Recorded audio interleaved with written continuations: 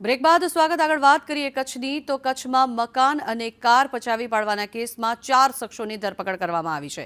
યુવકને રેપ કેસની ધમકી આપી મકાન અને કાર પડાવી લેવામાં આવ્યા। ₹30 લાખનું મકાન અને 5 લાખની કાર પડાવી લીધી હતી। જોકે કથિત પત્રકાર સહિત 4 આરોપીઓની ધરપકડ કરવામાં આવી છે। આરોપીઓની ઓફિસમાંથી મોટી સંખ્યામાં દસ્તાવેજો પણ મળી આવ્યા છે। સરકારી સ્ટેમ્પ પેપર અને કોરા ચેક પાવર ઓફ એટર્ની પણ મળી આવ્યા, ત્યારે ડેથ સર્ટિફિકેટ, ચેકબુક, પાસબુક પણ મળી આવી છે। સાથે જ રોકડ, 3 કાર અને 7 જેટલા મોબાઈલ સહિતનો મુદ્દામાલ કબજે કરવામાં આવ્યો છે।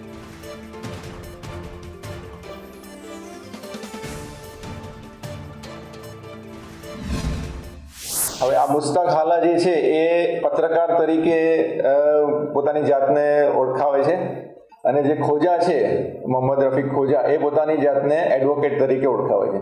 જુદા જુદા પ્રકારના આ કૌભાંડનો બહાર પાડતા જુદા જુદા પ્રકારના દસ્તાવેજી પુરાવા મળી આવે અને એમાં કોરા સ્ટેમ્પ પેપર, લોકોની સહીઓ કરાવેલા કોરા સ્ટેમ્પ પેપર, સાટા કરાર લગભગ 44 જેટલા સાટા કરાર મળી આવ્યા। પછી પાવર ઓફ એટર્ની જે છે એ 36 જેટલી મળી આવી।